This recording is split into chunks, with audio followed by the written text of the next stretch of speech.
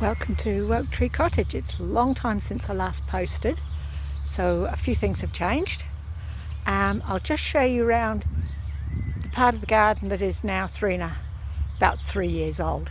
We've only been here not quite 4 years, so there's been lots happening.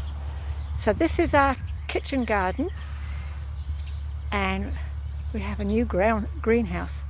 I'm so excited about that. There is a quince tree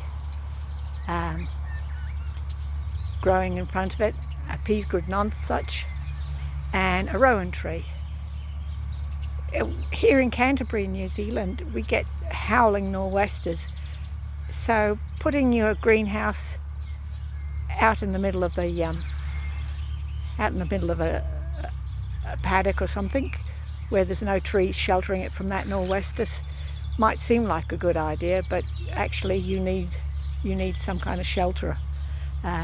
I'll show you the base. It's got a foundation there that most houses would have, so it shouldn't blow away, but you just never know. Got black currants there and red currants.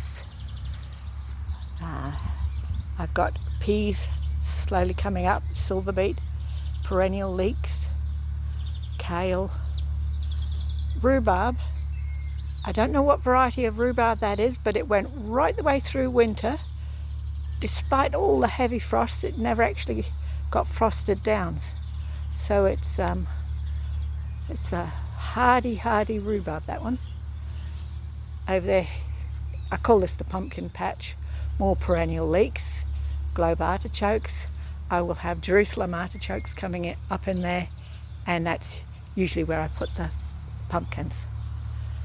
Here we go in the greenhouse.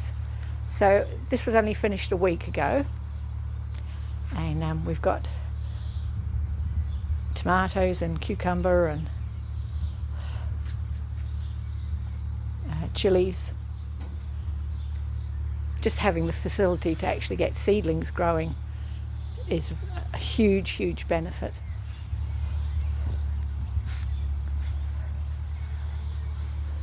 We'll tootle over to the what I call the fragrant garden, but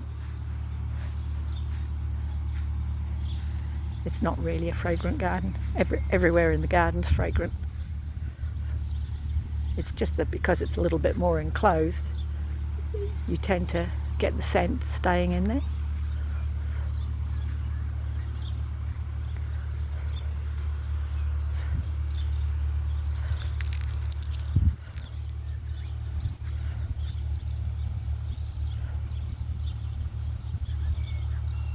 So once again, this area is just on 3.5 years old. It's an old pony pen,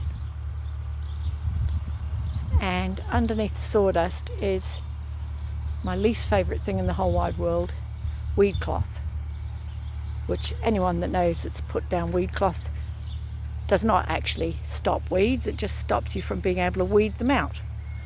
So I personally hate the damn stuff. So what we did to create a garden here was there was 6 trailer loads of topsoil, hundreds of wheelbarrow loads of compost, hundreds of wheelbarrow loads of autumn leaves every spring, and every autumn and every spring, lawnmower clippings. So everything in here is grown really in less than a few inches of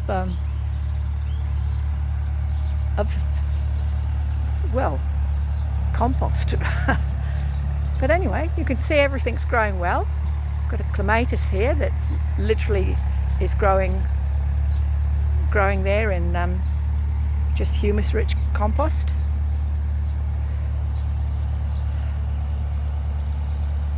So in winter this area is fairly dormant, but right now it's humming, quite literally.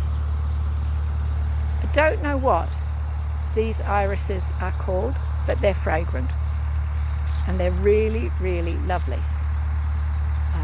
There must be one of the older varieties, because not many, as far as I know, not many of the new varieties are scented, but I seem to